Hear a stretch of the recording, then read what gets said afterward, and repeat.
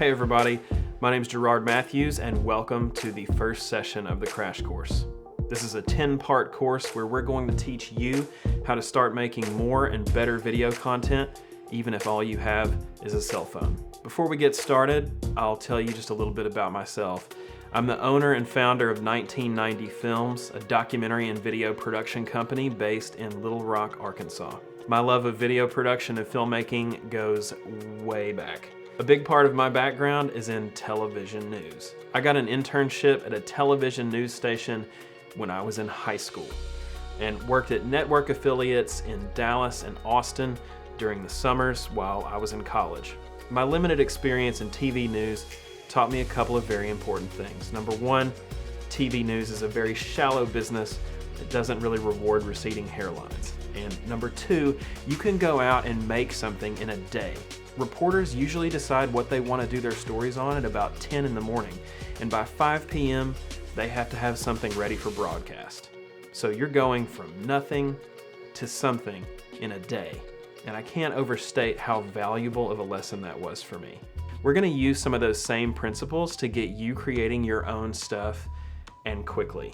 Fast forward a few years, I became a print reporter at the mighty Arkansas Times, an alt weekly here in Little Rock. I noticed that whenever a story had any kind of video component, it got more views and it had a bigger impact. I left the paper to go into the nonprofit world. For 4 years, I was the communications director for Arkansas Advocates for Children and Families, a policy research and advocacy group. We had a ton of communications needs and we didn't always have the budget to match that. In those days, we were putting out lots of blog posts and big reports. Now, those things are great, but they piled up on the shelf and we had no idea if anyone was even reading them. Data-driven advocacy work will always produce reports and blog posts, but when we had a 2-minute video, more people saw it, more people shared it, and more people learned about the issue. More important than all of that, we could actually count the number of the people that we reached. So throughout my career, I've always looked for ways to use video to get a message across. And that's why I'm talking to you today, because I know that all of you really want to do that too. So in this class, we're going to learn some basic technical skills. We'll talk about some tools that will make your life a little bit easier, and you'll be on your way to creating meaningful content using the things that you already have around you. So let's talk about why you need video as part of your arsenal. Video is an especially powerful tool in advocacy work because it's one of the only products that you can make that creates empathy.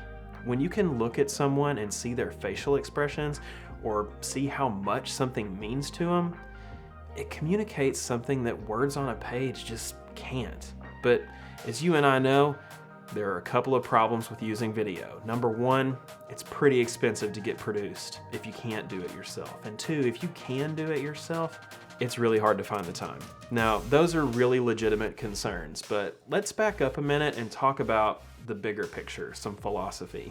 I think it's pretty easy to create video content if you stick to a few key principles. Number one, keep it simple. This is why I'm glad I got all that experience in TV news.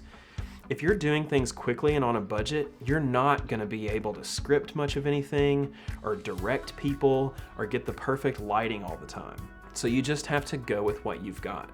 You've got to be good at reacting and improvising. And most of the time, that's easy enough to do. Number two, content over quality. Quality doesn't necessarily matter as long as the content's good.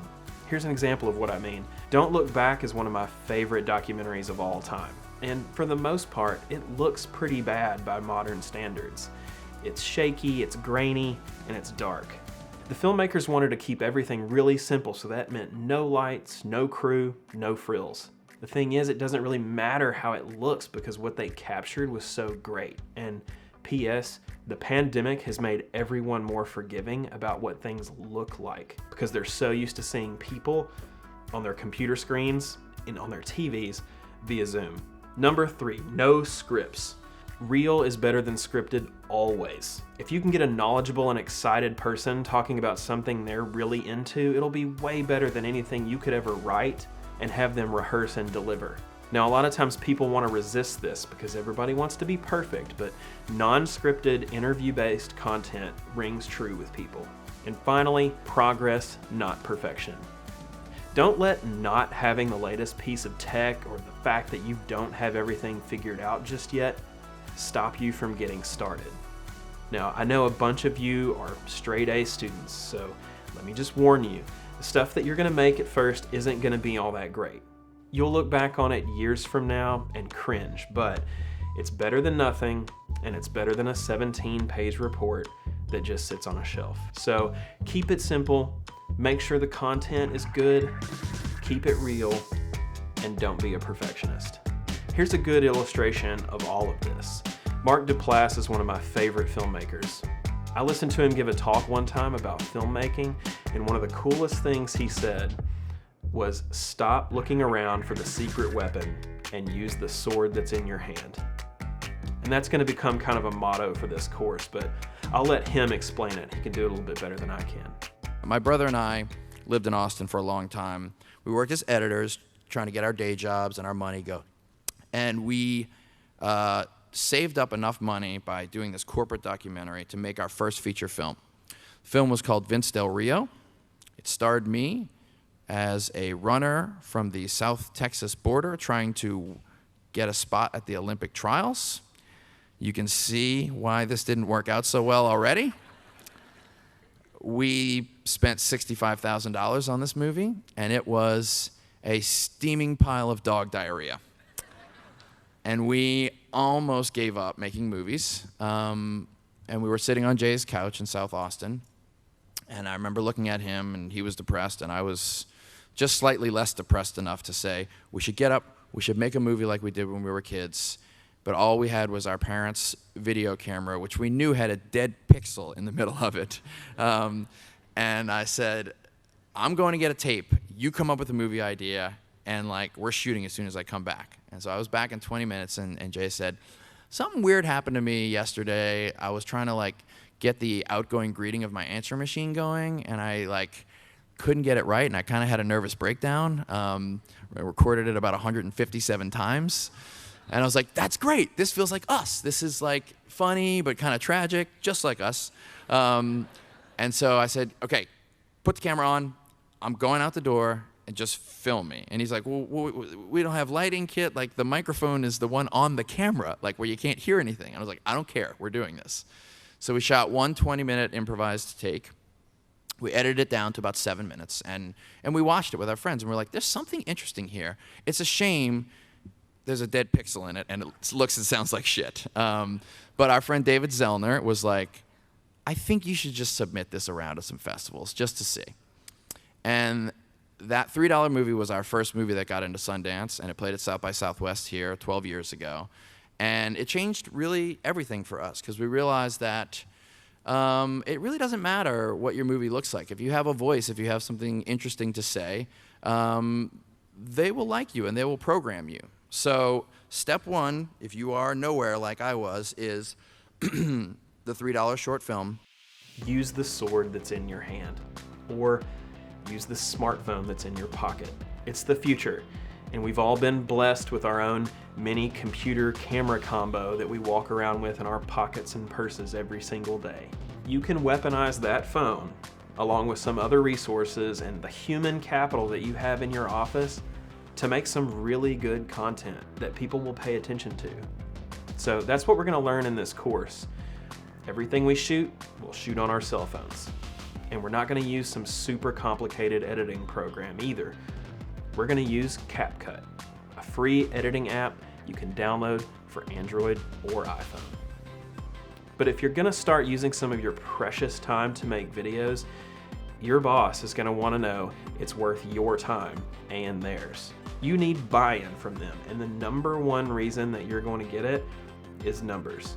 So let's take a quick look at a few. 1/3 of all online activity is spent watching video.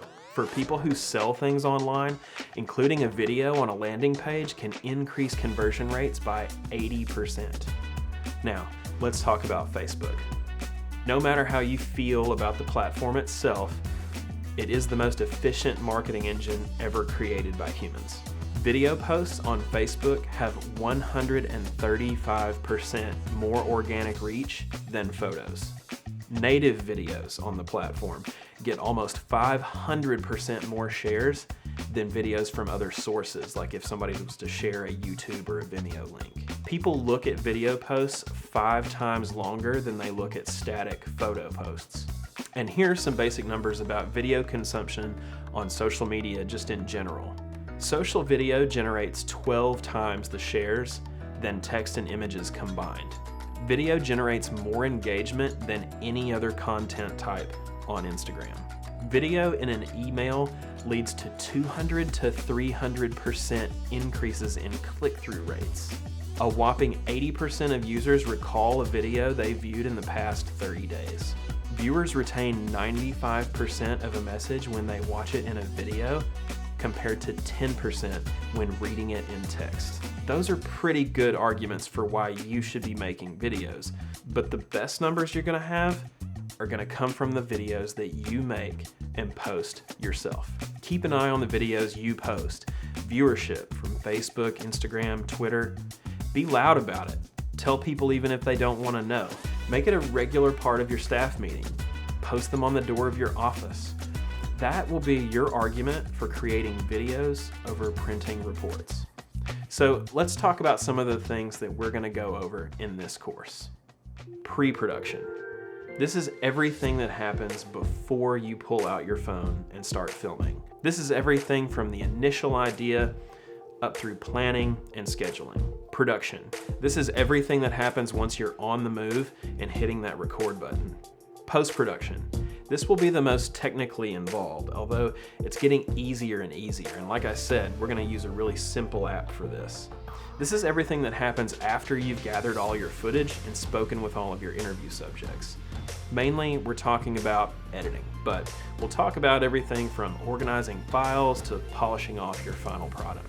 We'll have tips on how to conduct interviews and shape questions to get great responses that you can use in your videos. We'll talk about how to get interesting shots to cover all the cuts you make in your edit and how to make your videos look more interesting. We'll talk about how to use graphics. Sometimes you don't even need interviews. You can communicate a lot if you have some good video clips and a few subtitles. So here's what this is going to look like in practice. We'll have sessions every week. Each one includes a lesson in the form of a video, just like this one. We'll dedicate some time to reviewing assignments from the previous week. We'll talk about the lesson at hand. I'll answer any questions that you may have, and then we'll talk about the next assignment. We'll all be part of a Facebook group where you can post your assignments, you can comment on each other's work, you can share success stories, and you can complain about all the technical issues that you're bound to have. If you have any questions or you run into any problems, you can always contact us by sending us an email at info@1990films.com. By the end of this course, you'll be churning out video content like a pro, or close enough anyway. For your assignment for this week, I want you to use your phone to create a simple direct-to-camera message. This is just you talking to the camera. I want you to introduce yourself and tell us about a guilty pleasure that you have.